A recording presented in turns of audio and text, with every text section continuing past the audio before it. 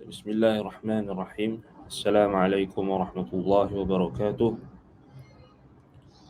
Alhamdulillahi rabbil alamin.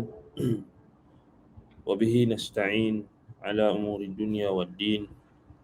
Sallallahu wasallam ala nabiyyina Muhammad wa ala alihi wa ashabihi man sara ala nahjihi waktafa bi atharihi wa da'a bi da'watihi wastanna bi sunnatihi ila yaumiddin.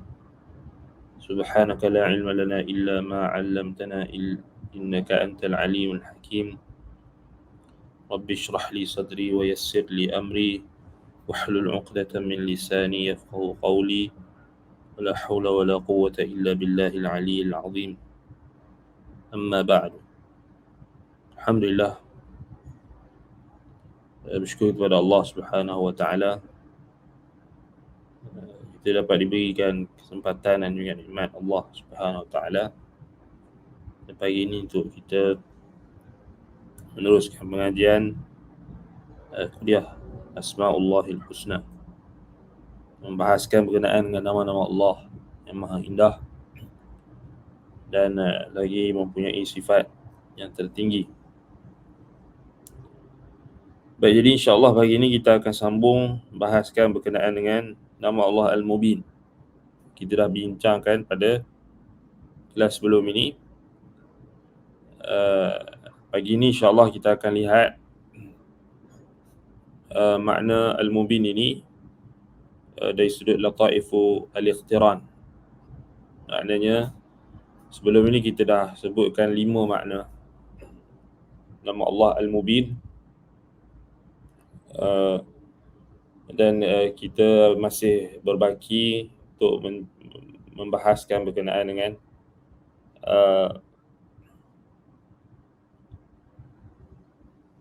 kaitan antara nama Allah Al-Haq dengan Al-Mubin. Yang kita dah bahaskan sebelum ini tentang ayat dalam surah An-Nur ayat 25. Yawma idzin yuwaffihimullahu dinahumul haqqa wa ya'lamuna anna Allaha huwal haqqul mubin. Pada hari tersebut, hari kiamat, yuwaffihimullahu dinahumul haqqa, Allah Ta'ala menyempurnakan kepada mereka dinahumul haqqa, jazaa'ahum, yakni balasan mereka. Kita dah bincang sebelum ni kan, balasan mereka itu, din di situ maknanya al-jaza'. Wa ya'lamuna anna Allaha huwal haqqul mubin. Dan mereka mengetahui bahawasanya Allah itu dialah Tuhan yang maha benar lagi maha menjelaskan ataupun maha nyata, maha jelas. Al-Mubin, maha menjelaskan. Ay annahum yatahaqqaquna dhalika yawma idzin, yakni mereka orang-orang yang akan diberikan balasan pada hari kiamat kelak, mereka akan tahu pada hari kiamat tersebut, mereka akan tahu dengan ilmu yang qat'i, yang tidak menerima sebarang bentuk al-khafa, yakni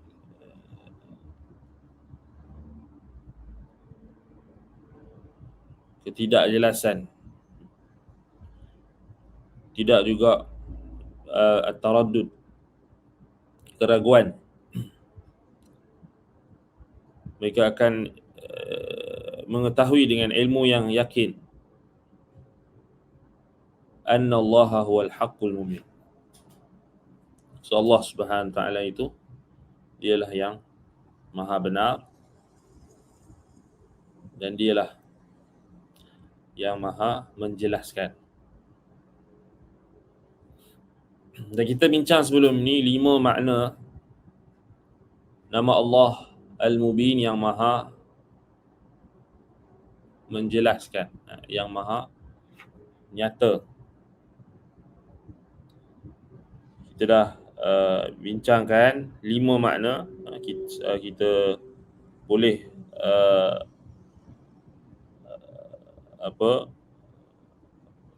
melihat pada rakaman. Cuma kita akan uh,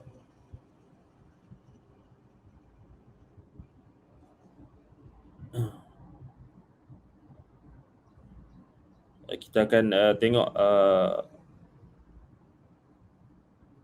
kita akan tengok balik 5 makna ini dengan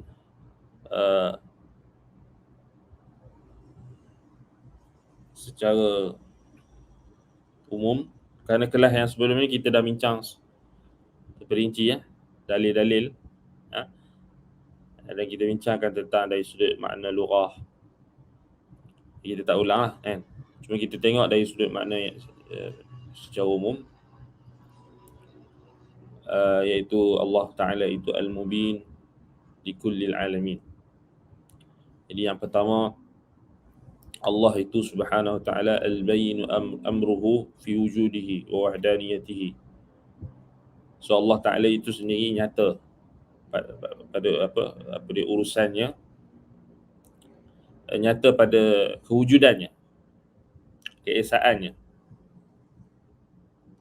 jelas. Al-Mubin So Al-Mubin yang pertama, Allah Subhanahu wa ta'ala al-bayyin amruhu fi wujudihi wa wahdaniyatihi, fi rububiyyatihi wa fi uluhiyyatihi wa fi asma'ihi wa sifatihi la syarika lahu.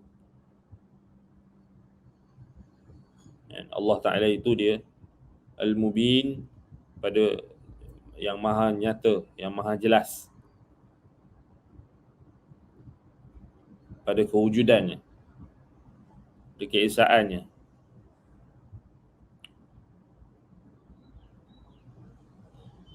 ada rububiyahnya, jadi ketuhanan, sifat ketuhanan, wa uluhiyah,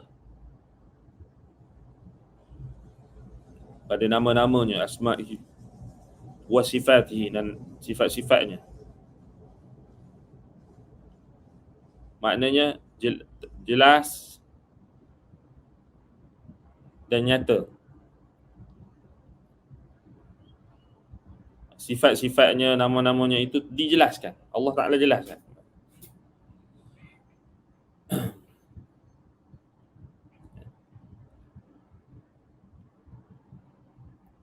Dan nyata juga perkara-perkara yang berkenaan dengan keesaan Allah, rububiyah, uluhiyahnya, nama-namanya, sifat-sifatnya itu menetap di dalam akal-akal dan juga fitrah-fitrah yang sejahtera. Tak dalam akal dan fitrah yang sejahtera. Maknanya tak boleh kita mengatakan ianya tidak jelas, tidak nyata. Ia jelas lagi nyata. So, kita sebut sebelum ni dengan pengutusan Rasul dan penurunan kitab, yang Al-Quran, dan juga kitab-kitab yang sebelum Al-Quran, maka itu menunjukkan jelas dan nyatanya perkara tentang Allah Subhanahu wa ta'ala. Nyata. Maknanya tak ada khafa, tak ada, maknanya tentang Tuhan ni tak ada kita kata tersembunyi, kan? Kecuali apa yang menjadi tidak nyata atau tersembunyi itu adalah ilmu kita tentang hakikat dan kaifiat Tuhan yang kita tak boleh capai, yang kita tak boleh melihat Tuhan itu di dunia ini. Itu maksud dia. Itu yang dimaksudkan dengan makna yang pertama, kita ulang balik. Yang kedua, Allah Ta'ala Al-Mubin, maknanya Allah Ta'ala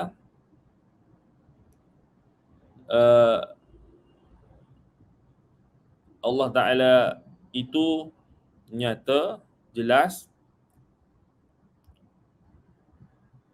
dan tidak tersembunyi dari sudut Allah Ta'ala itu disifatkan dengan sifat-sifat yang bukan sesuatu yang majhul, tidak diketahui. Itu disebutkan oleh para ulama ahli sunnah, mausufun ghairu majhul.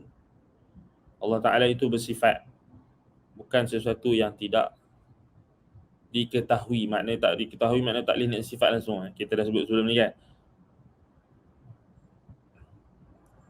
Ma'dum, tak ada. Macam Tuhan siapa? Macam Tuhan golongan ahli falsafah, ahlul kalam. Tidak wujud Tuhan. Tidak ini, tidak itu, tidak ini. Itu ma'dum. Sebab tu Imam Ad-Darimi rahimahullah menyatakan dalam kitabnya Ar-Raddu 'ala al-Jahmiyah, juga Naqdu 'ala al-Bishr Marisi, bahawasanya golongan yang seperti Jahmiyah dan cabang-cabangnya, atba'u falasifah, pengikut-pengikut golongan falsafah sabi'ah, mereka yang jauh daripada nur cahaya kenabian, maka mereka tidak boleh menyifatkan Tuhan. Maknanya Tuhan yang mereka sifatkan itu adalah sifat yang ma'dum, tidak wujud. Berbeza dengan ahli sunnati wal jamaah. Berbeza dengan Islam itu sendiri. Islam itu sendiri maknanya disifatkan nyata dan jelas tentang Al-Quran, dan antaranya tentang sifat-sifat Allah. Mawjudun ghairu mudrik atau ghairu mudrak. Wujudnya Allah Ta'ala itu tapi tidak dapat dicapai. Pengetahuan ataupun tidak dapat dicapai hakikatnya. Ghairu mudrak. La tudrikuhul absar wa huwa yudrikul absar. Allah Ta'ala itu kamu tidak boleh capai, tidak boleh tidak diliputi, tidak dicapai. Tapi dialah yang meliputi, dialah yang mencapai segala penglihatan. Tidak dapat dicapai dengan penglihatan di dunia, tapi dapat dicapai. Dialah yang meliputi dan mencapai seluruh pandangan dan penglihatan. Itu yang kedua kan. Yang ketiga, Allah Subhanahu Wa Taala Al-Mubin, nyata, yang maha jelas, yang maha nyata. Maknanya Allah Al-Mubinu li'ibadihi al-haq. Allah menjelaskan dan menyatakan kepada hamba-hambanya kebenaran. Allah Ta'ala jelaskan kepada hamba-hambanya kebenaran dengan dalil-dalil sam'iyah wal aqliyah. Allah Ta'ala turunkan Al-Quran, utuskan Nabi Muhammad sallallahu alaihi wasallam. Kita sebutkan contohnya, Allah Ta'ala jelaskan tentang dirinya, tentang nama-namanya, sifat-sifatnya, perbuatannya. Ini Allah jelaskan juga tentang rububiyahnya, keesaannya, wahdaniyatuhu. Ini Allah Ta'ala jelaskan tentang kewajipan para hamba untuk beribadah kepadanya. Wa ma khalaqtul jinna wal insa illa liya'budun. Semua itu jelas dan nyata. Tidak ada perkara yang tersembunyi. Dan masuklah juga nyata ni, jelas dan nyata ni, yang mungkin kita boleh tambah sedikit. Allah Ta'ala menjelaskan pada seluruh makhluk bahawasanya sebab kewujudan mereka, sebab penciptaan mereka itu, hikmahnya adalah untuk mereka, seluruh makhluk itu, menghambakan diri mereka kepada Allah Subhanahu Wa Taala, beribadat. Wa ma khalaqtul jinna wal insa illa liya'budun. Maknanya Allah Ta'ala nyatakan, jelaskan dengan sejelas-jelasnya tujuan atau hikmah penciptaan jin dan manusia, iaitu untuk beribadah kepada Allah Subhanahu Wa Ta'ala, untuk merealisasikan perhambaan ibadah. Baik, itu yang ketiga kan. Dan yang keempat, Allah Subhanahu Wa Ta'ala Al-Mubin li'ibadi subul ar-rasyad. So Allah Ta'ala menjelaskan kepada hamba-hambanya jalan-jalan yang boleh membawa kepada petunjuk berupa amalan-amalan, bebanan, taklif, sama ada perintah-perintah yang Allah Ta'ala tunjukkan itu, nyatakan, jelaskan amalan, perkataan, perbuatan yang boleh menghasilkan ganjaran, pahala, dan amalan-amalan yang boleh membawa kepada kemurkaan Allah, amalan yang boleh membawa kecintaan Allah. Innallaha yuhibbut tawwabin wa yuhibbul mutatahhirin. Contohnya Allah nyatakan, Allah jelaskan dalam Quran, Allah menyintai orang yang banyak bertaubat dan banyak menyucikan diri. Allah Ta'ala cintakan hamba-hambanya yang bertakwa. Allah Ta'ala cintakan hamba-hambanya yang melakukan ihsan. So Allah Ta'ala jelaskan dalam Quran. Dan ada juga amalan-amalan yang Allah Ta'ala jelaskan, jika hamba-hamba ataupun jika manusia ataupun hamba-hambanya itu melakukan perkara tersebut, maka ia mengundang kemurkaan Allah Subhanahu Wa Ta'ala, mengundang kecelakaan. Wailun likulli humazatin lumazah. Allah Ta'ala menyebutkan kecelakaan bagi mereka yang suka mengumpat, suka mencela. Wailun likulli humazatin lumazah, suka berkata dengan perkataan yang buruk, keji. Maknanya amalan tersebut akan mengundang kemurkaan, kecelakaan. Allah Ta'ala sebutkan dalam Al-Quran, itu jelas, nyata. Dan Allah juga nyatakan dan jelaskan tentang tanggungjawab apa yang perlu dilakukan dalam setiap urusan hamba-hambanya, hukum hakam dalam kehidupan dunia dan akhirat. Jadi Allah Ta'ala dah jelaskan dalam Al-Quran yang diturunkan kepada Nabi kita Muhammad sallallahu alaihi wasallam dan juga kita semua, yakni untuk umatnya. Dan demikian juga Allah Ta'ala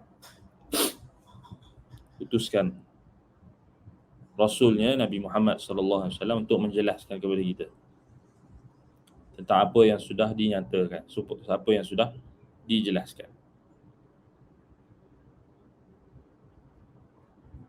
Baik, itu yang keempat. Yang kelima makna al-mubin, Allah Ta'ala itu al-ghaniyyu 'anil 'alamin.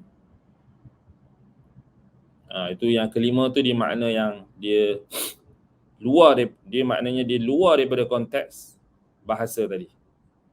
Yang empat makna bagi nama Allah al-mubin ni memang berkait sangat rapat dengan makna dari sudut bahasa. Tetapi yang kelima ni dia berbeza dengan yang keempat, ketiga, kedua dan pertama. Maknanya Allah Ta'ala al-mubin, Allah Ta'ala itu al-ghaniyyu 'anil 'alamin. Allah Ta'ala maha kaya daripada seluruh alam.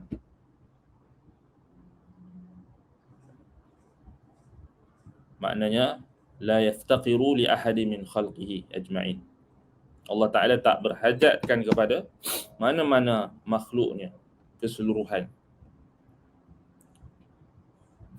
Itu maksud al-mubin. Yang kelima. Jadi mana-mana satu yang kita faham atau kita ambil makna nama Allah Al-Mubin, makna daripada 5 ini, salah satu kita ambil, kita jelaskan, benar. Betul, dia ada 5 makna. So, 5 makna ini, penjelasannya ada dalam kitab-kitab para ulama, antaranya adalah kitab kita dah sebut juga sebelum ni, Al-Hujjah fi Bayanil Mahajjah oleh Imam Abul Qasim At-Taimi Al-Asbahani rahimahullah ta'ala. Penjelasannya juga ada dalam kitab Al-Ulu li Ali Al-Ghaffar oleh Imam Al-Hafiz Al-Zahabi rahimahullah. Sya'nud Du'a oleh Al-Imam Al-Khattabi rahimahullah. Ibtalut Ta'wilat. Kemudian dalam kitab Al-Minhaj.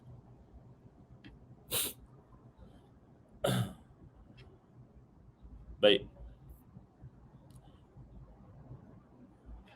Kemudian kita nak lihat setelah kita dah ulang balik makna 5 makna ini dan perincian tentang dalil-dalil yang kita sebutkan tentang kelima-lima makna ni, perinciannya ada pada kelas kita sebelum ini. Dan kita ulas tentang ayat dalam surah An-Nur ayat 25 itu dengan panjang lebar dari sudut tafsirannya. Dan sekarang kita nak tengok pada apa yang disebut sebagai lataiful iqtiran. So, kita dah membahaskan kuliah Asmaul Husna ini hampir berapa tahun 3 tahun 3 tahun. Dan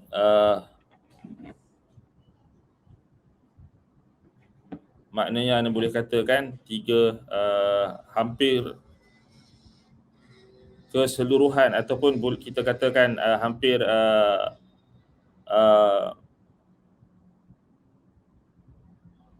ya, kita cover, boleh dikatakan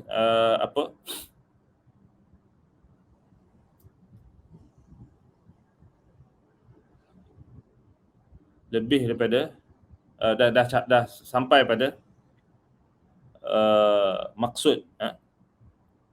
Maknanya hampir pada kita kata 99 nama tu kita dah cover. Cuma kita tak bahas satu sebab dia ada sifat, ada nama-nama Allah itu yang berkait rapat dengan nama yang sama. Kan? Jadi anda tak pasti boleh rujuk di playlist kuliah di Yayasan Taklim, macam mana rujuklah kuliah kita ini. Tetapi dalam catatan anda maknanya dah lebih daripada 99. Sebab kita dah bahaskan tentang bilangan nama-nama Allah itu sendiri tidak terbatas sebenarnya. Tidak ada keterbatasan. Dan kuliah kita ini bukan uslub yang ana guna pakai. Kita tak fokus pada satu kuliah, satu siri, satu nama, tak. Ada yang satu nama, ada yang dalam satu kuliah tu ada 3-4 nama. Sebab itu dia jadi kita kata kalau kita susun kita akan nampak mungkin kurang. Mungkin kita kira mungkin kasar. Mungkin kita akan nampak macam ada kekurangan, maknanya dari sudut kenapa tak cukup 99 kan. Tidak, kita dalam kuliah kita ini contoh kuliah yang ke-18 atau yang ke-19, kita bincangkan nama 4 nama sekali. Al-Qadiru, Al-Qadi, Al-Muqtadir. Bahkan 5. Al-Jabbar, Al-Qabidu, Al-Basitu, Al-Muqaddimu, Al-Muakhiru. Alhamdulillah. Yang ke-23. Di sini yang ke-23. Al-Khaliqu, Al-Bari'u, Al-Musawwiru. Alhamdulillah. Al-Fattah, Al-Hakam, Ad-Dayyan, kita bincang. Sekali kan nama-nama yang maknanya dekat dan ada kaitan.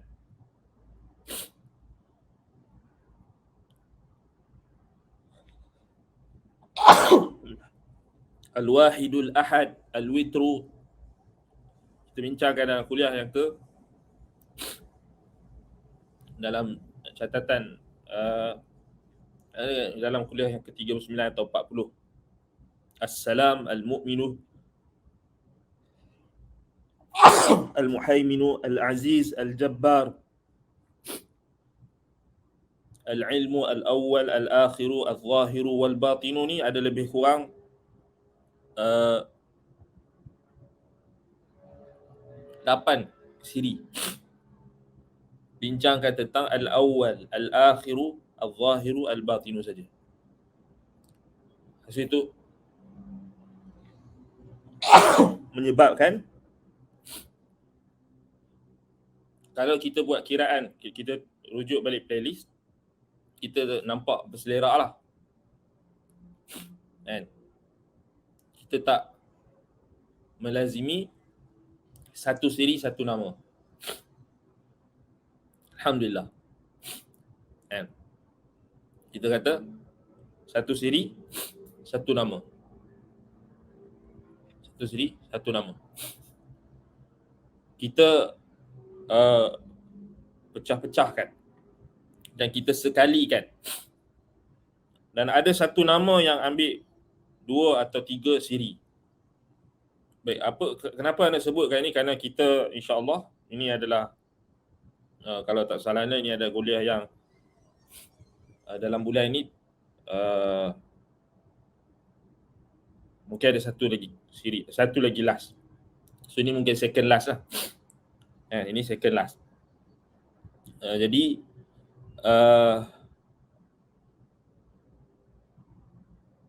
kalau kita tengok playlist tu, kita takkan dapatlah bilangan satu kuliah tu.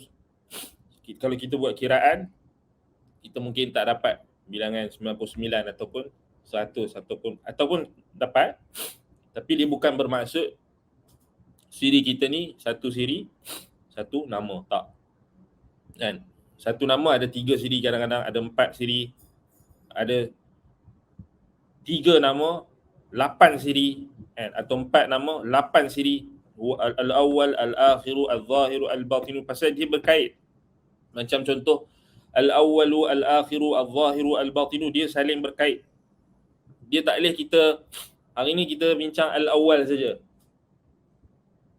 Betul, Al-Akhiru kita bincang siri lain. Tak, dia ada kaitan.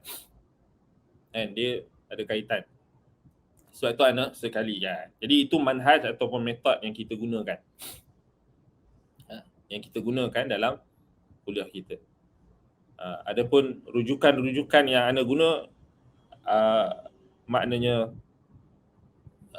berlegar pada antaranya kitab yang dikarang oleh Syekh Mahir Muqaddam, Asma'ullahil Husna. Kemudian kitab Syekhuna Syekh Abdul Razak Al-Badar, Fiqh Asma'ul Husna. Kemudian kitab Bada'i'ul Fawaid Imam Ibnul Qayyim, dan banyaklah. Kalau kitab ni kita nak sebut banyak. Dan kita tak lazim untuk anda sebut satu rujukan tu kan. Maknanya anda rangkumkan. Itu manhaj kuliah kita, metod kuliah kita. Dan mukadimah yang kita mulakan, kita menggunakan perbahasan daripada kitab Al-Qawaidul Musla Syekh Al-Utsaimin rahimahullah ta'ala, Muhammad bin Shalih Al-Utsaimin rahimahullah. Jadi itulah perjalanan kuliah kita ini, hampir mengambil masa 3 tahun. So bila anda check balik, macam mana Kak? Bila kita buat kuliah ini berdasarkan nama-nama itu tak terbatas pada satu siri, yang kita dah sebut sebelum ni? Maknanya maknanya kita sampai kita kena tengok betul-betul kan. Maknanya kita dah catat, kita tengok okey, takut berulang. Dan takut berulang. Kan? Mungkin ada yang ada ulangan tu maknanya macam hari ni kan, kita ulang Al-Mubin tu sebab kita nak tambah faedah lagi. Dari sudut kaitan antara Al-Mubin, nama Allah Al-Mubin dengan Al-Haq. Yang dalam surah An-Nur ayat 25. Baik. Dan anda minta maaf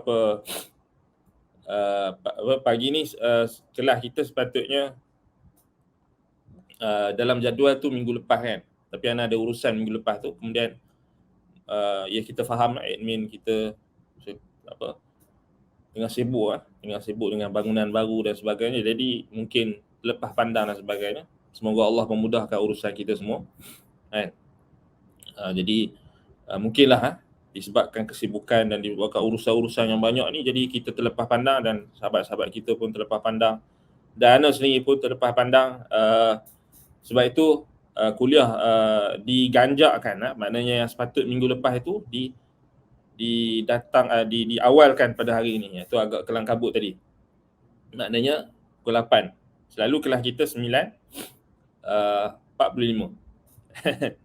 Jadi 8 pagi ni maknanya anda tak ada lagi kelas yang 8 pagi kan. Paling awal pun 9.45. So agak kelang kabut. Tapi alhamdulillah kita sebenarnya anda tengok balik Al-Mubin ni maknanya kita dah selesai lah. Kalau secara kasarnya dah selesai. Tapi ada lagi yang kita boleh tambah, maknanya dari sudut Lataiful Iqtiran tadi. Lima makna yang anda sebut tadi tu sebenarnya anda dah syarah panjang pada kelas sebelum ni. Tapi kita ulang balik dan kita nak tengok dari sudut Lataiful Iqtiran, kehalusan nama Allah Al-Mubin ini jika digandingkan dengan nama yang lain. Maknanya contoh macam dalam surah An-Nur tu Al-Haqqu Al-Mubin. Sebenarnya kita dah jelaskan, tetapi kita tak tekankan. Dan kita nak tengok juga dari sudut keagungan nama Allah Al-Mubin.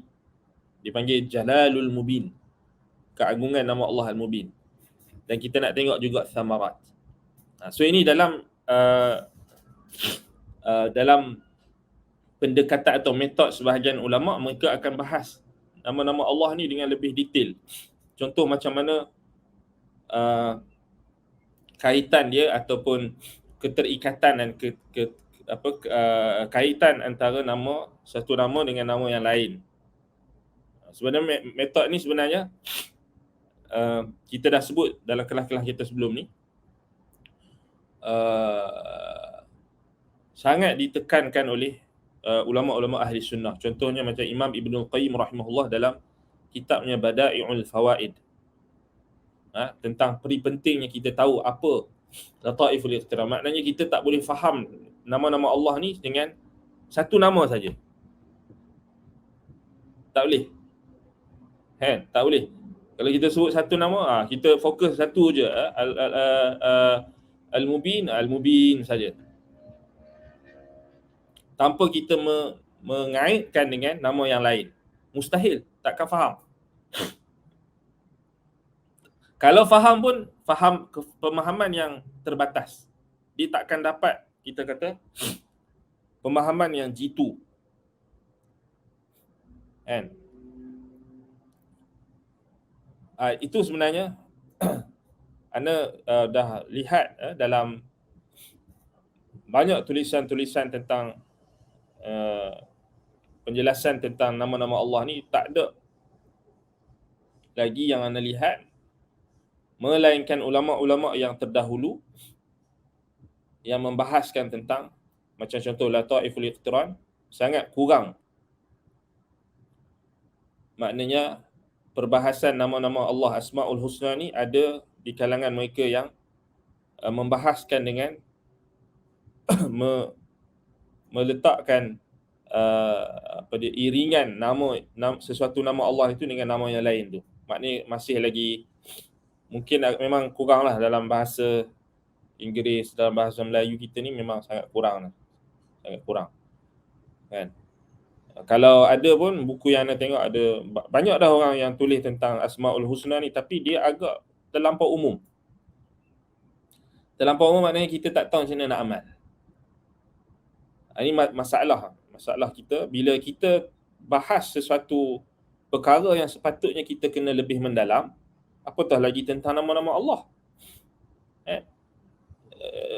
Ini ada sedikit kita kata teguran kita kepada dalam kita tengok dalam kebiasaan masyarakat kita. Bila tengok nama-nama Allah ni, kita kata perbincangan dia terlampau umum. Terlampau umum.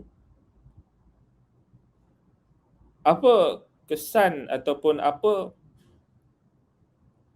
kesan yang negatif bila kita lihat perbahasan tentang perkara yang paling penting dalam agama kita, tentang Allah, paling penting tentang Allah, tetapi perbahasan dia terlampau umum.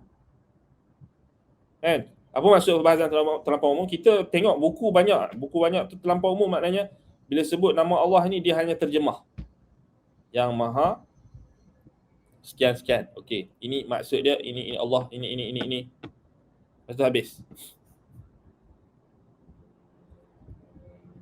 Tidak ada penghayatan ataupun tidak ada tafsiran yang kukuh, ataupun tidak ada juga tadabbur. Yang mana tadabbur tu penting. Tadabbur ni lebih maknanya penghayatan. Dan akhir sekali, itulah yang menyebabkan kebanyakan orang kita bila sebut Asmaul Husna, dia hanya faham nasyid. Dia hanya faham amalan, nak amal Asmaul Husna ni sebut 1000 kali, 200 kali, 100 kali, ya Latifu, ya Latif, ya Rahman, ya Rahman, ya Karim, ya Karim, ya Karim. Mubin apa? Mubin. Mubin Yasin Mubin kan. Yasin Mubin sampai ke ayat sekian 7 kali 8. Kosong daripada penghayatan yang sebenar. Jadi sebatas nasyid. Tak apalah nak hafal nama-nama Allah, bukan kita kata tak boleh, harus. Tak boleh lah maknanya nak diiringi muzik, alat-alat muzik, kompang ke apa, tak perlulah kan. Tapi Asmaul Husna tu maknanya alunkan nasyid, maknanya untuk hafal nama-nama tu tak ada masalah. Yang jadi masalah bila dilagukan dengan disertai dengan alat-alat muzik. Kemudian dia sangka hafal saja cukup. Tak. Man ahsaha dakhala al-jannah. Siapa yang hafal, ingat ahsa tu maknanya hafizah. Hafal saja masuk syurga terus. Tak. Bukan semudah itu. Jadi sebab terlampau umum tadi, terlampau umum. Itu kita sebenarnya anda dah sebut dah sebelum ni, sebelum kita dah sebut dah kelakar. Itu dulu kita peringatan balik. Maknanya manhaj atau metod pembelajaran Asmaul Husna ini, Asmaullahil Husna ini juga perlu diperkasakan. Tak boleh dah kita tak. Cuba bayangkan hari ini, peliknya manusia hari ini, bila sebut tentang ada sampai kuliah yang diajar oleh sebahagian ustaz-ustaz ini, yang ajar tentang, bukan kita nak kata ajar nama-nama Allah, ajar tentang teori konspirasi detail. Dia tengok YouTube, teori konspirasi saja 2 jam, 3 jam, 4 siri, 10 siri. Tentang Dajjal 10 siri. Bahkan ada lagi siri ni, siri tu. Tentang apa lagi? Tentang jin. Tentang syaitan. 10 siri. 10 siri. Perasan tak? Bahkan ada kuliah yang buat cerita tentang apa, ulas filem. Tu dia, ulas filem pun ada. Part A, part B. Yang syarah nama Ultraman pun ada. 2 jam, 3 jam, sejam lebih. Ada siri ni, ada ulasan ni pula. Tak, apa benda ni?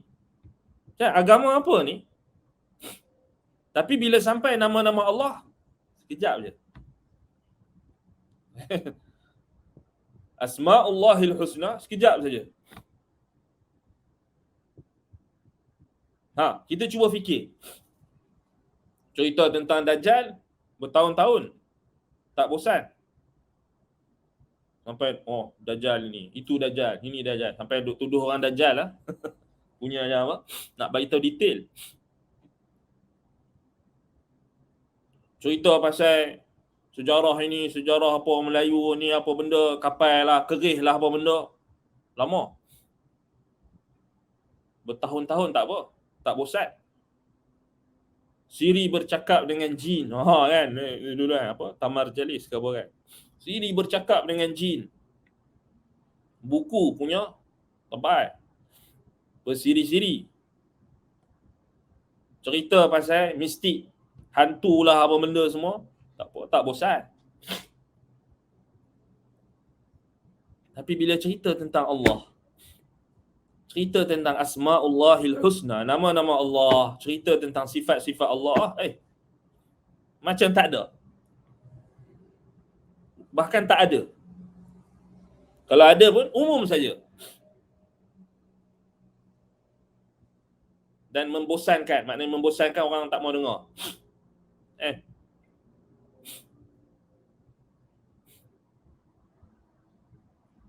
Buka kitab tauhid, orang tak mau dengar. Tentang akidah, tak mau. Bosan. Padahal itu yang paling penting. Yang kita dah sebut, dan asas ilmu, asas seluruh ilmu ni balik kepada Asma'ullahil Husna. Seluruh ilmu kembali kepada pengetahuan kita tentang Allah. Fiqh ke, akhlak ke, ibadat kita, fiqh, muamalat kita, semuanya akan kembali kepada pengetahuan kita tentang nama-nama Allah, Asma'ullahil Husna, dan sifat-sifat Allah.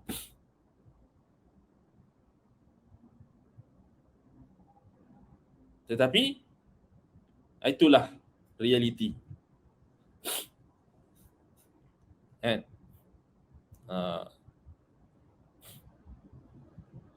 Saya tengok sekarang kan, kalau kita buat tajuk perbahasan tentang Asma'ullahil Husna, sikit je view dia. Tapi kalau bincang debat ekonomi, debat ni, apa politik, ini, subhanallah, ramai.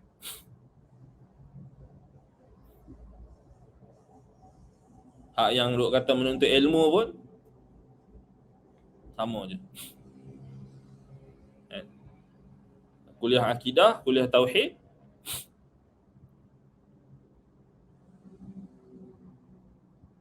tak semangat. Tapi kalau ada ustaz, ada mana-mana orang buat react, buat politik, buat berdebat, apa semua, dia lah paling sonok. Apa puncanya? Wa ma qadarullah haqqa qadrih. Puncanya kerana tak kenal Allah. Kalau manusia, kalau orang kenal Allah Ta'ala betul-betul dengan pengenalan yang betul, benar, sudah tentu dia tak akan bosan bila bincang tentang nama-nama Allah. Tak akan bosan tentang tauhid, tak akan bosan tentang hak Allah Ta'ala, akidah. Tapi, yalah, itu hakikat realiti yang kita nak kena terima hari ini. Maknanya, itu menunjukkan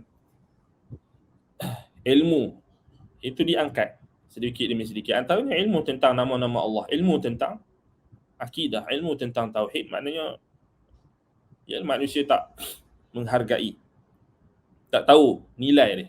Sedangkan ini paling penting sekali, sebab kita nanti mati, kita nak bertemu dengan Allah Ta'ala. Soalan pertama dalam kubur akan tanya tentang Tuhan. Takkan tanya tentang politik, takkan tanya tentang ekonomi, takkan tanya tentang pemimpin sekian, pemimpin itu, parti sekian, tadi tak. Tapi Itulah realiti yang kita kena hadapi.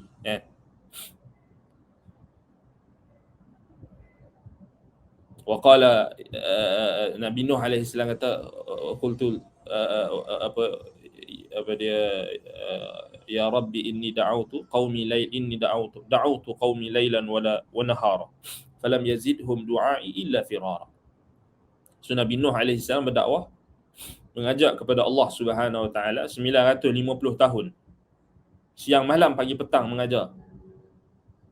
Dakwah. Falam yazidhum du'ai illa firara. Tak bertambah melainkan orang lari. Dalam 950 tahun tu, dalam riwayat Ibn Abbas disebutkan 80 orang saja yang beriman. Subhanallah. Tu Nabi Nuh. So kita ni lagilah. Tak heran lah kan. Ni orang tak. Biasalah, maknanya kita anggap inilah ujian, cabaran. Jadi sebab itu dalam sebahagian athar dalam sebahagian athar disebutkan ada macam mana bid'ah boleh berlaku. Sebab orang bosan. Ataupun tak dapat penerimaan yang cepat. Bila sampaikan kebenaran, orang tak mau dengar. Dalam satu riwayat, tak salahnya asar daripada Amr bin al-As ataupun Abdullah bin Amr bin al-As radhiyallahu anhuma, tentang macam mana bid'ah berkait dengan Quran boleh berlaku. Antaranya apa? Bila ada individu ni, akhir zaman, dan dia dah berlaku. Ada individu yang mengajar Quran. Bila dia mengajar Quran, so mengajar Quran maknanya dia ajar Quran dengan betul lah. Tak ada orang nak dengar. Tak ramai nak dengar. Jadi dia pun fikir dia tak boleh ajar Quran, dia kena buat something yang baru. Dia kena buat bid'ah lah. Maka dia pun buat bid'ah. Baru orang dengar, baru orang datang, baru orang nak ramai dengar. Itulah hakikat macam mana berlaku. Sama macam sekarang kan, tak boleh mengajar, tak boleh. Mengajar Quran saja orang tak mau dengar. Mengajar akidah lagi orang tak mau dengar. Asmaul Husna kan. Jadi kena buat something yang baru. Itu ada dalam asar salaf tentang macam mana bid'ah boleh berlaku. Macam sekarang ni orang tak anggap ilmu tu diambil daripada Quran dan Sunnah dah. Orang hanya buat tajuk-tajuk umum apa semua, tajuk cerita pasal ni, tapi tak bincang tentang, contohnya tak bincang tentang perincian tentang agama, tentang contohnya Asmaullahil Husna. Tak mahu orang tak suka. Orang anggap berat. Cerita pasal akidah rasa berat. Pasal tauhid rasa berat. Cerita pasal Tuhan pun rasa berat.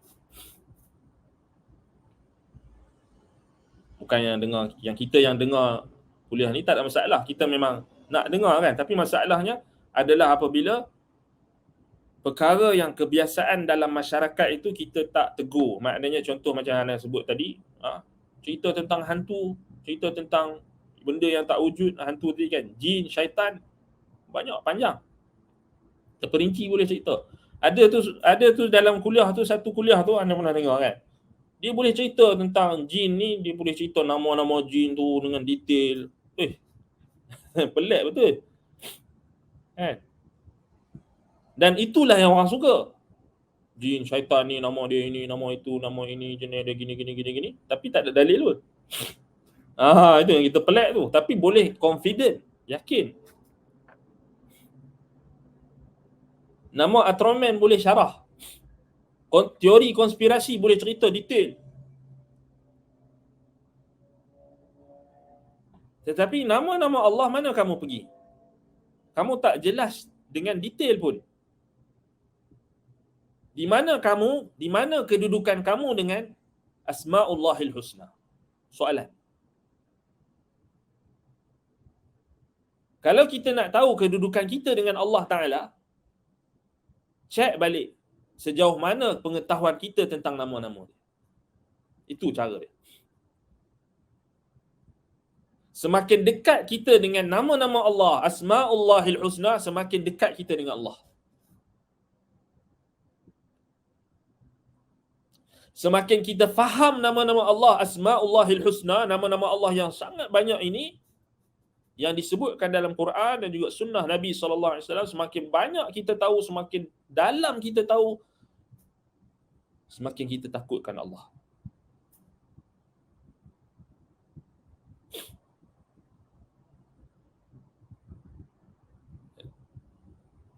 Sebab tu orang kita dia banyak cerita pasal jin, hantu, setan apa semua ni, takut syaitan, takut hantu banyak. Anak-anak dididik dengan hantu ni, takut syaitan ni, jin ni, tu. Last sekali, itu kebiasaan sebab dalam segelintir masyarakat kita, bahkan sebilangan besar tak serius. Bila sampai nama-nama Allah, Asma'ullahil Husna ni, maknanya ringkas saja. Tengok, terlampau ringkas.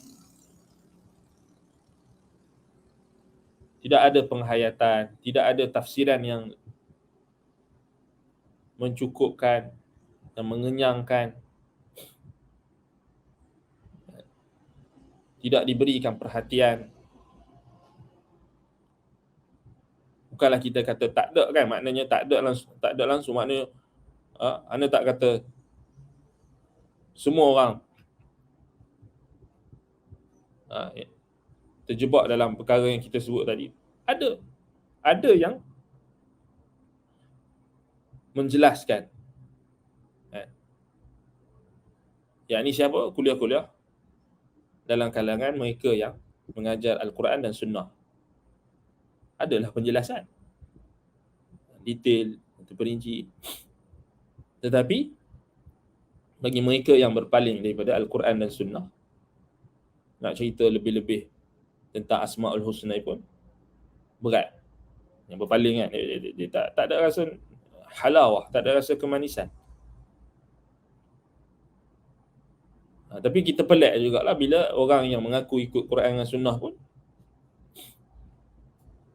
kan, bila kuliah bab akidah, bab nama-nama Allah, sifat-sifat Allah ni, sendu je. Tapi kalau bab politik, bab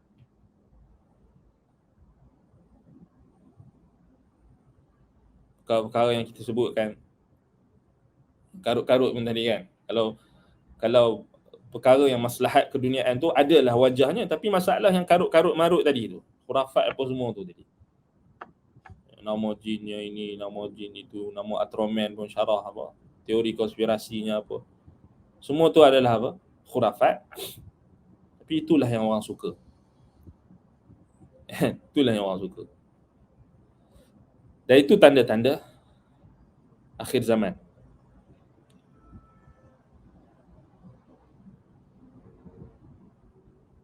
Apa disebutkan, ittakhadhan nasu ru'usan juhala fasu'ilu fa'aftau bighairi ilmin fadallu wa adallu. Manusia mengangkat orang jahil sebagai pemimpin, sebagai rujukan. Maka bila ditanya kepada mereka, mereka akan memberi fatwa tanpa ilmu. Fadallu wa adallu, kesesat dan menyesatkan. Demikian juga kasratul jahl wa zuhurul jahl, ataupun kasratul jahl, fashal jahlu, tersebarnya kejahilan. Kejahilan tu bermaharajalela. Ilmu juga zahir, tetap alat-alat wasilah yang menyampaikan kepada ilmu pun banyak, Nabi SAW sebut, tetapi nak cari penghayatan kepada ilmu tu kurang. Allahul musta'an. Baik. Jadi Al-Mubin yang kita sebutkan tentang apa kaitan antara nama Allah Al-Mubin dengan Al-Haq. Kerana dalam Al-Quran surah An-Nur ayat 25 tu datang wa ya'lamuna anna Allaha huwal haqqul mubin. So datang lataif al-iqtiran, kehalusan kita yang perlu kita teliti pada nama Al-Haqqu dengan Al-Mubin bila dia bergabung. Apa maksud dia? Maknanya pada hari kiamat kelak manusia akan tahu, maknanya Allah Ta'ala itu dialah yang maha benar. Apa yang ditetapkan dan ditentukan Allah, iaitu balasan al-jaza' dinahum, agama mereka yang Allah balaskan, Ya Allah berikan ganjaran yang baik kepada mereka yang buat baik, ganjaran yang buruk kepada mereka yang melakukan keburukan. Maknanya semua manusia akan tahu bahawa apa yang Allah ganjar, apa yang Allah balas di akhirat kelak itu datang daripada kebenaran yang mutlak. Al-Haq, kerana Allah Ta'ala Al-Haqqul Mubin. Maha benar dan maha nyata, maha jelas dan maha menjelaskan. Maknanya kita akan jelas dan nyata ketika kita mati nanti. Yauma idzin, pada hari tersebut, pada hari itu semua makhluk akan jelas. Walaupun di dunia ada yang tak jelas, ada yang jelas. Yang jelas bagi orang beriman, di dunia mereka jelas. Orang munafik, mereka ada sebahagian yang mereka jelas, tetapi mereka meninggalkan kebenaran. Mereka syak, mereka ragu-ragu. Orang beriman mereka yakin. Sebab kebenaran yang datang daripada Allah Ta'ala, mereka terima dan beriman tanpa ada syak, tanpa ada keraguan. Penjelasan dan kenyataan yang Allah Ta'ala turunkan dalam Al-Quran juga mereka beriman. Sebab itu mereka akan mendapat balasan yang baik. Itu apa kita kata, kaitan antara Al-Haqqu Al-Mubin. Nama Allah Al-Haqqu Al-Mubin dalam surah An-Nur ayat 25.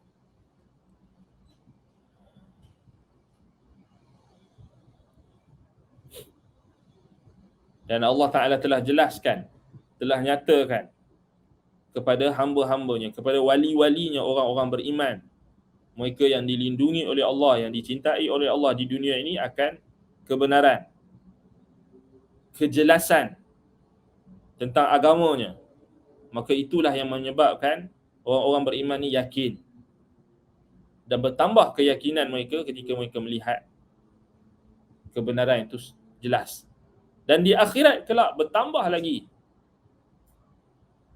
keyakinan mereka apabila mereka melihat. Bahkan perkara tersebut juga berlaku pada orang-orang yang munafik dan orang-orang yang kafir. Mereka akan nampak di akhirat.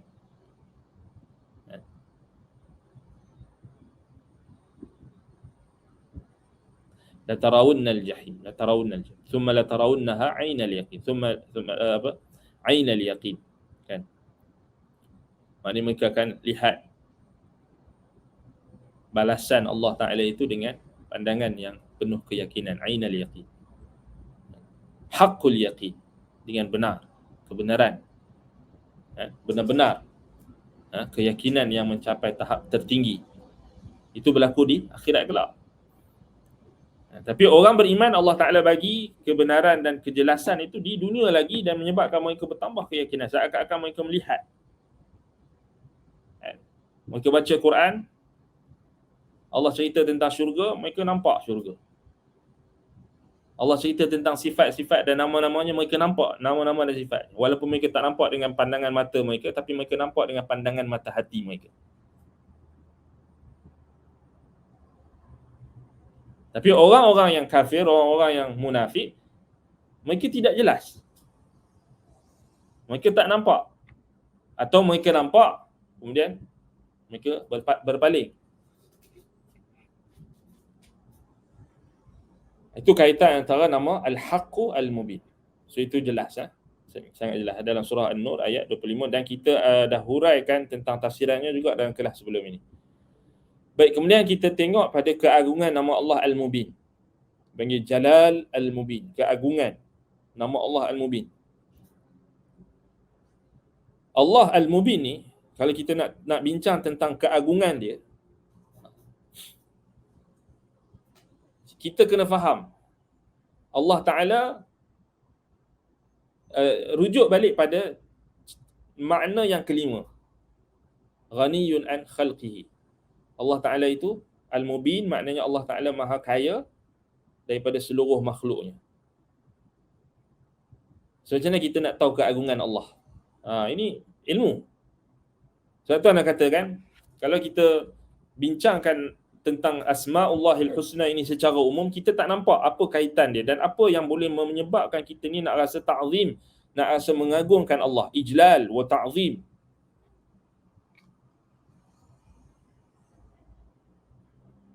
Makna yang kelima kita sebutkan, Al-Ghani, Allah Ta'ala, Al-Mubin maknanya yang maha kaya. La yaftaqiru an khalqihi, an jami'il khalqihi. Dia tak berhajatkan kepada seluruh makhluknya. Seluruh makhluknya yang berhajat kepadanya. Ya ayuhan nas, antumul fuqara'u ila Allah. Wallahu huwal ghaniyul hamid. Itu dalilnya. Wahai manusia, antumul fuqara'u ila Allah. Kamu semua fuqara'u ila Allah, berhajatkan kepada Allah, memerlukan kepada Allah. Faqir, fuqara, faqir. Kamu ni semua ni faqir. Kamu sangat berhajat dan memerlukan kepada Allah. Wallahu huwal ghaniyyul hamid. Sedangkan Allah itu al-ghani, maha kaya dan maha terpuji. So dalam makna al-ghani, dalam makna nama Allah al-ghani, adanya makna nama Allah al-mubin. Sebab tu kita kata saling keterkaitan antara satu nama tu. Kalau kita nak faham nama-nama Allah, Asma'ullahil Husna, betul-betul nak faham, pastikan kita tahu apa keterkaitan. Itu tanda kita faham. Kalau kita tak boleh kaitkan antara satu nama ini dengan nama yang lain, kita anggap macam ada tembok yang memisahkan, itu tanda kita belum faham tentang Allah. Kita belum faham tentang nama-nama Allah lagi. Maknanya fail, maknanya gagal. Faham tak? Kunci atau anda boleh kata rahsia, kunci atau rahsia, dia sebenarnya bukan rahsia, tapi orang kita selalu sebut rahsia kan, rahsia ini, rahsia itu, rahsia. Ya.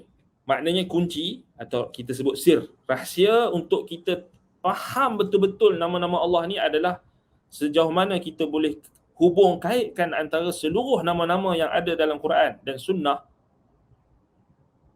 Kita boleh kaitkan dengan mudah dan dengan jitu, dan maknanya dengan berdalil lah, bukan kita buat sendiri-sendiri. Sebab itu pokok dia balik pada, asas dia balik pada pengetahuan kita tentang Quran itu sendiri. Tafsir.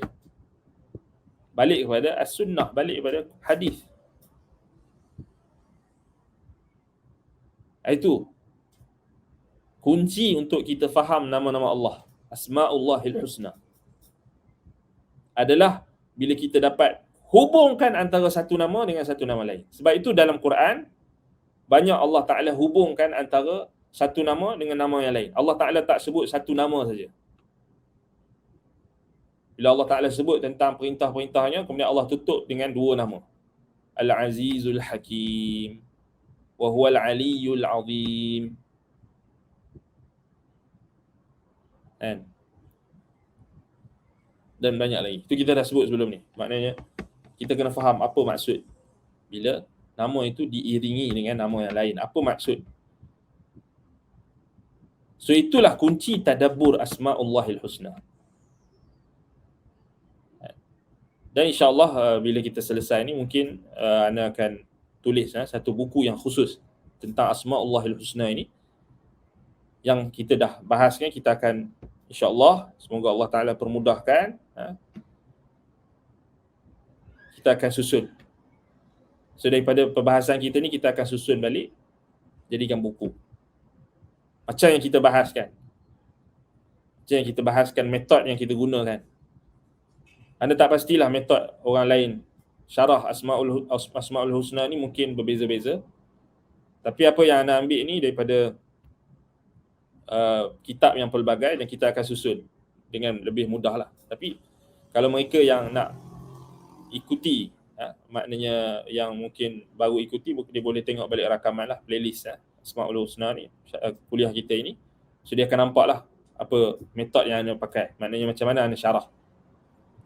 Sana berpandukan pada kitab-kitab yang anda sebutkan tadi, contohnya Asma'ullahil Husna oleh Syekh Mahir Muqaddam, Syekh Abdul Razak Al-Badar, Fiqh Asma'ul Husna, kemudian Syekh Abdul Rahman bin Nasir As-Sa'di, kemudian Al-Qawaidul Muthla Syekh Al-Utsaimin, Ibn Al-Qayyim dalam Bada'iul Fawaid, dan juga kitab-kitab beliau, Syekhul Islam Ibn Taimiyah juga, dan juga kitab-kitab tafsir, At-Tabari dan sebagainya. Banyaklah kalau anda nak sebut. rujukan tu sangat meletihkan lah. Sangat meletih. Sebab tu kena tulis buku lah. Kena tulis buku. Sebab setiap kali ana syarah ni maknanya ana buat preparation secara umum, maknanya ana susun rujukan-rujukan tu, apa yang ana mampu. Lepas tu kemudian ana syarah.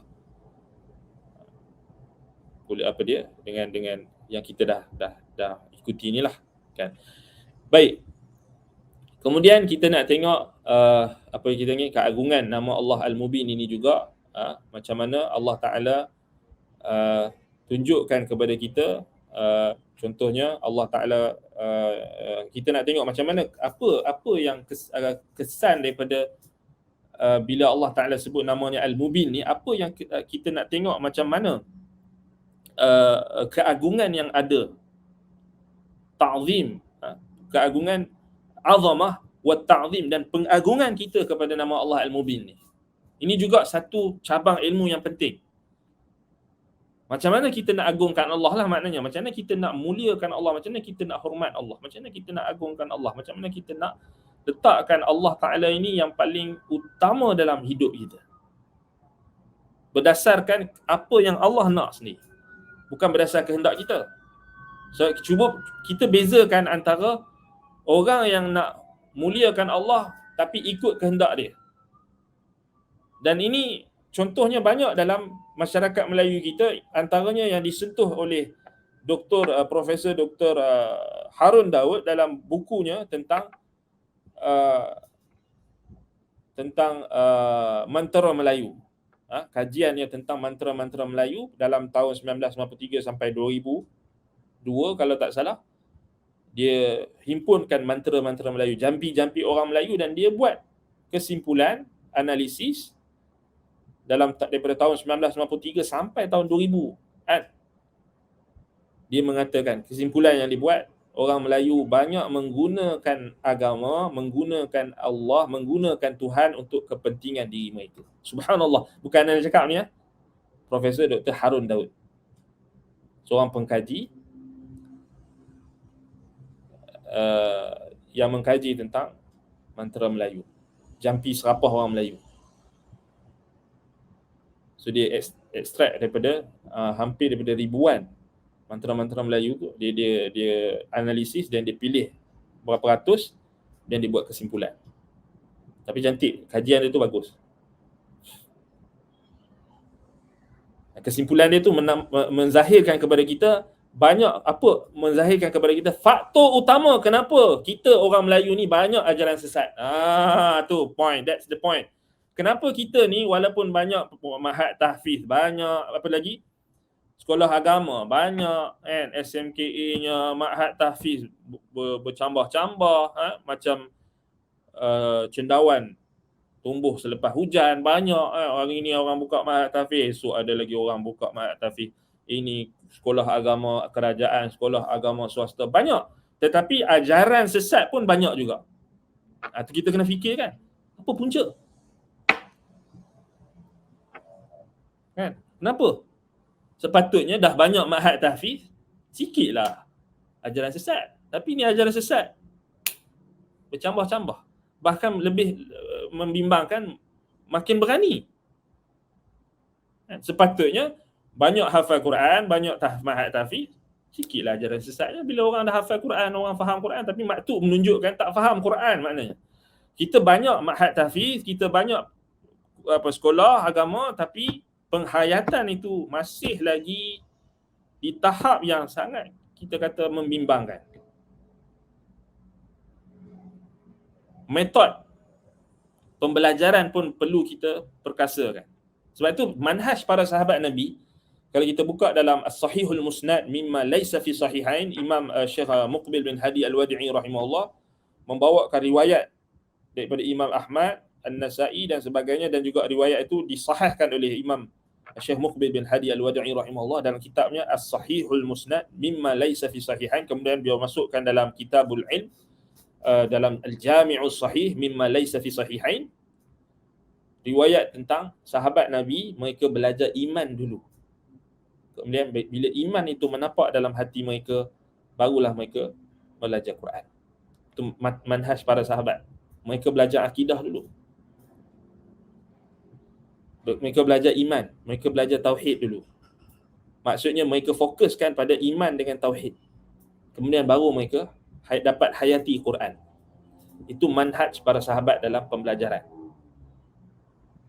Ini rahsia atau ini kunci kenapa sahabat Nabi dulu mereka ajaran sesat ada tapi tak banyak lah, dan dia orang dapat cantas ajaran-ajaran sesat, golongan murtad dan sebagainya. Iman mereka kuat.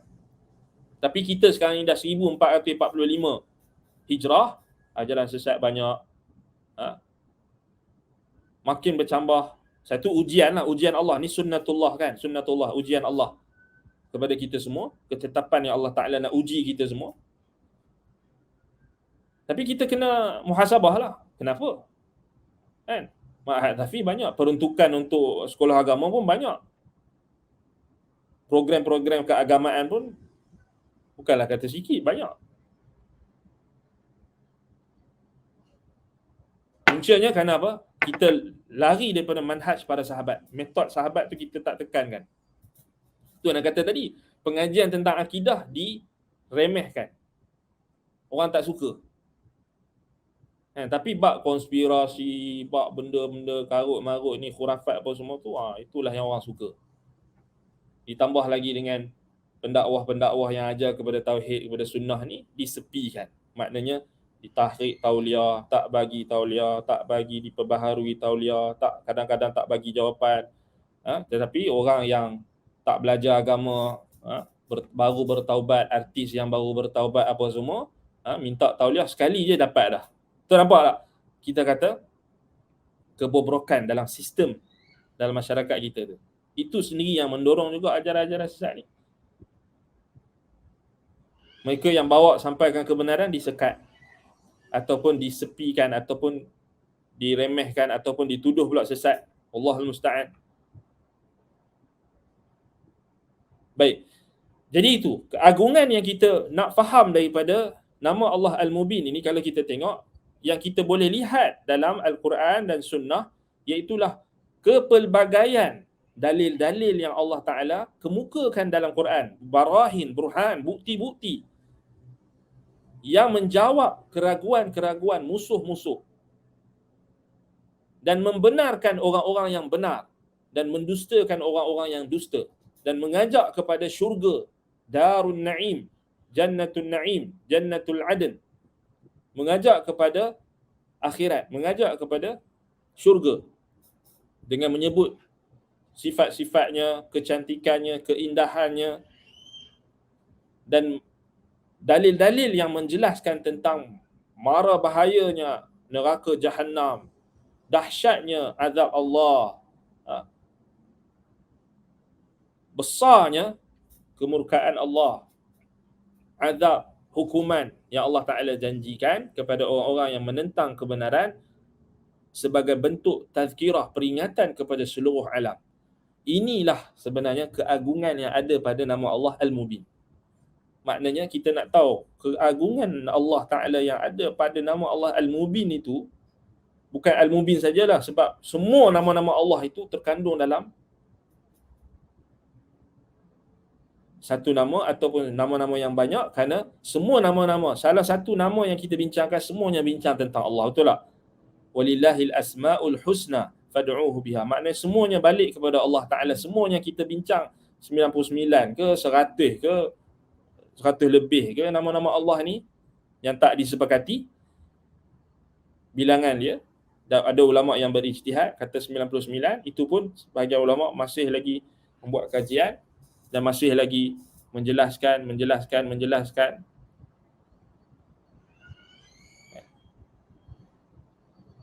Maknanya apa? Balik pada keagungan Allah Azza wa Jalla. So maknanya balik pada apa yang terkandung dalam Quran dan Sunnah. Baik, itu keagungan yang kita kena faham pada nama Allah Al-Mubin. So sangat jelas.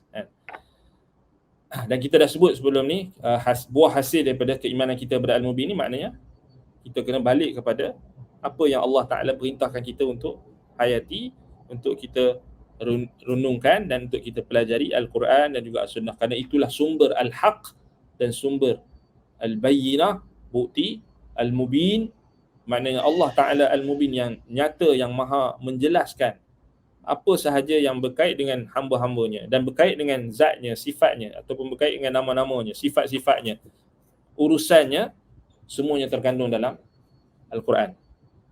Kan? Baik.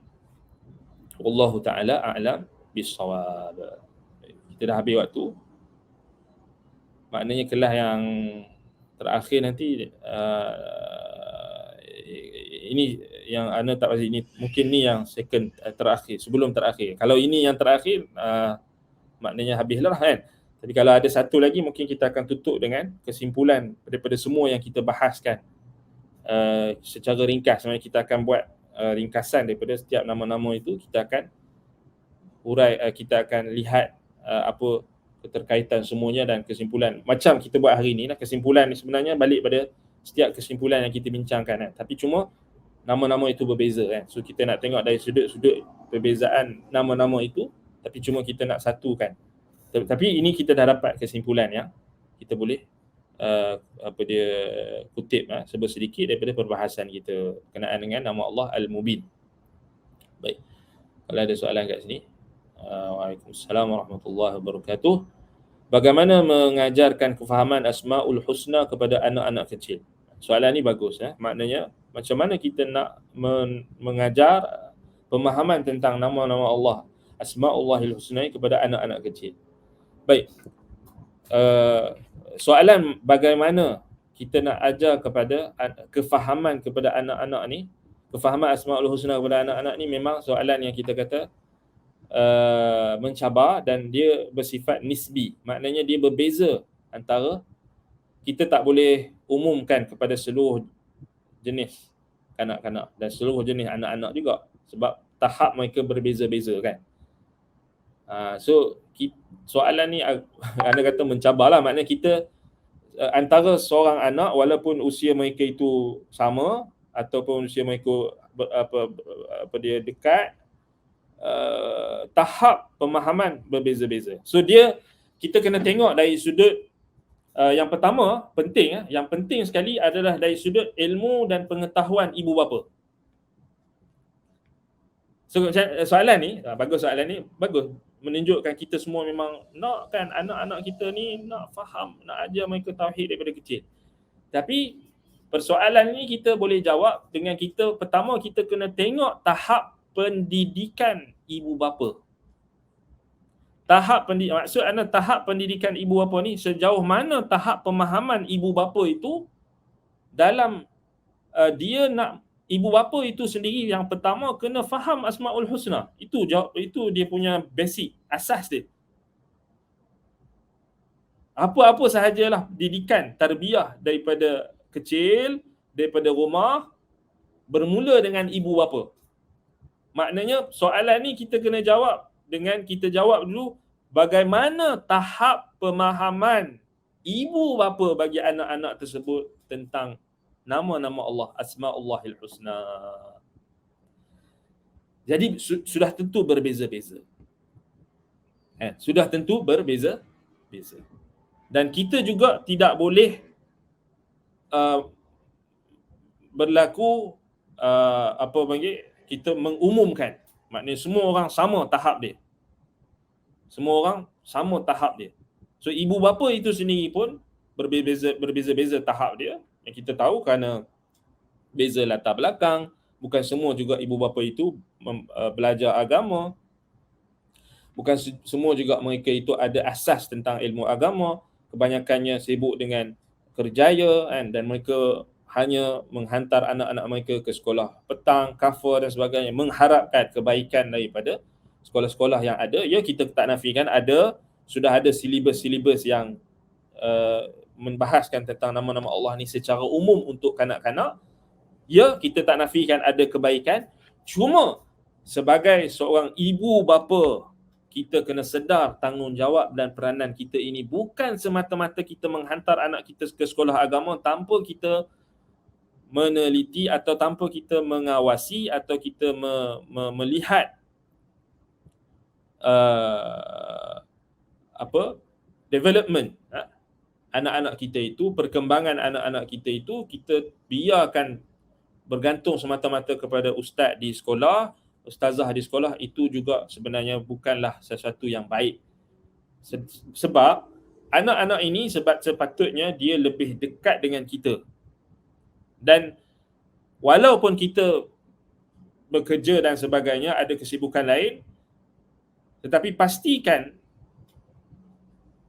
hubungan anak-anak itu tidak renggang dengan kita. Anak-anak kita sendiri mesti rapat dengan kita. Maknanya tahap penyampaian pemahaman tentang agama itu bergantung dengan sejauh mana tahap kita cakna dan kita memberi perhatian kepada anak-anak kita. Maknanya kalau kita tak rapat dengan anak-anak kita, macam mana kita nak ajarkan pemahaman?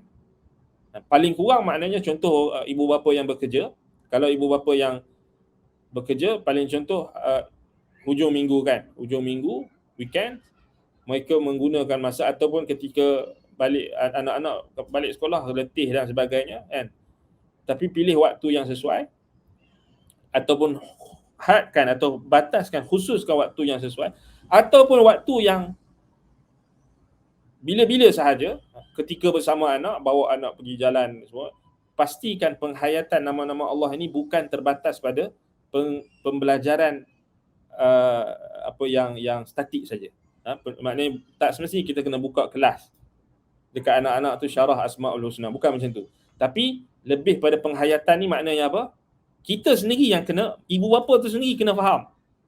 Anda bagi contoh yang mudah, maknanya macam mana kita nak sampaikan pemahaman Allah Ta'ala Al-Basir. Allah Ta'ala Maha Melihat, contoh kan. Nama Allah Al-Basir, Maha Melihat. Pada anak kita yang usia 5 tahun, contoh. 5 tahun, macam mana kita nak sampaikan kepada dia Allah itu Al-Basir, Maha Melihat? Sudah tentu berbeza dengan penyampaian kita terhadap orang yang lebih tua. Sebab tu kita kata penjelasan dia tu pun berbeza kan. Maknanya kita perlu sesuaikan dengan keadaan anak itu. Kita tak bolehlah samakan anak tu 5 tahun, kita sama macam kita syarah dekat Yayasan Ta'lim ni, tak boleh. Salim. Kita suruh anak kita 2 tahun, dengar kuliah Ustaz Fashan, dengar kuliah Asmaul Husna ni, dengar. Tak, zalim. Dia tak mau dengar pun. Anak-anak sendiri tak mau dengar kuliah anak. Kan, jangan bohong kan. Maknanya anak-anak yang kecil 3 tahun, 5-6 tahun pun, dia sekejap je kan, dia dengar Abi, dia dengar. Lepas tu dia belah mic. Sebab dia tak faham lagi, yang dia tak faham. So tak sesuai dengan akal dia, tak sesuai dengan tahap dia kan. So maknanya sini, tu contohlah, nak bagi contoh kan.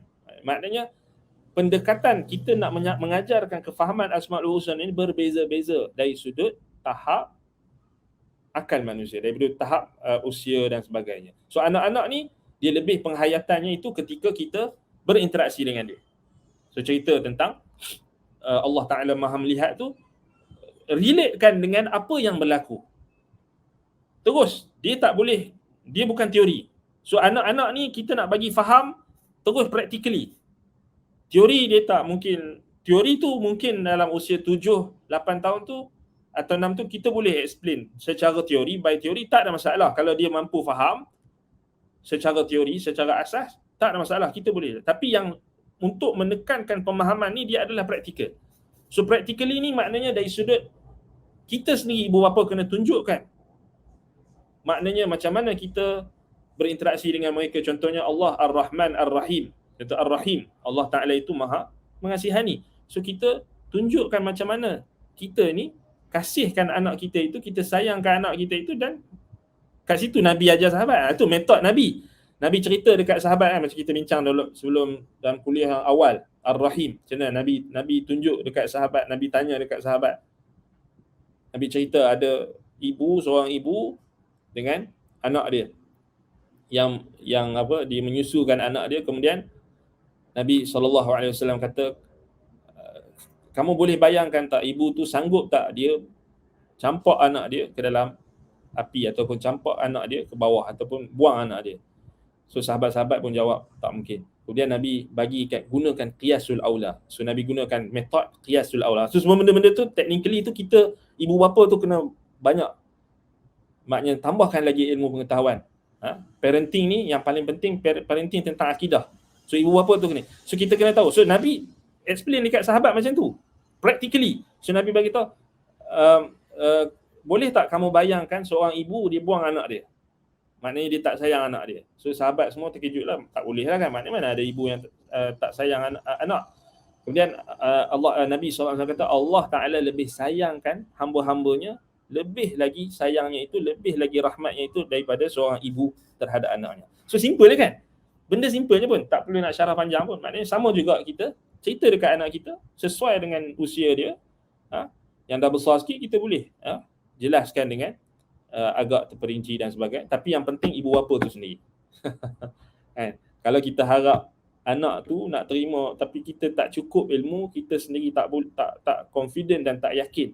Dia dhabit apa dia kita kata dhabit ni maknanya kunci ataupun kita kata asas disiplin ataupun apa yang kita nak tahu orang tu mampu untuk sampaikan pemahaman kepada anak-anak dia ataupun pada orang-orang yang berbeza tingkatan ini adalah pada sejauh mana pengetahuan dia sendiri. Semakin kita yakin, semakin kita maknanya kita tahu tentang sesuatu yang kita bahaskan, nama-nama Allah ni, kalau kita yakin, kita boleh ceritakan dekat siapa-siapa saja dengan penuh keyakinan.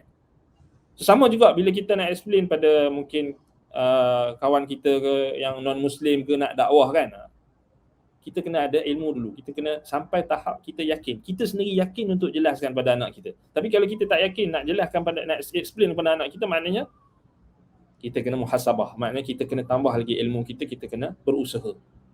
Banyakkan pembacaan, banyakkan menghadiri kelas-kelas tentang akidah, tentang tauhid, tentang hak-hak Allah Ta'ala, supaya kita dapat, pertama kita sendiri yang membekalkan diri kita ini dengan ilmu yang mencukupi, kemudian kita nak sampaikan pemahaman itu kepada anak-anak kita. Itu dia punya cara dia. Sebenarnya dia technically memang dia berbeza-beza. Kita sebut dia berbeza. Sebab tu dalam athar Ali bin Abi Talib radhiyallahu anhu kata, khatibun nas biqadri uqulihim. So, bercakaplah kepada manusia itu mengikut kadar akal mereka, tahap dan pemahaman mereka. So kita tak boleh samakan semua keadaan. So budak-budak pula ada yang berbeza-beza, ada yang anak kita yang mungkin dia cepat sikit pick up, ada yang agak lembab sikit, agak lambat sikit kan. Berbeza-beza.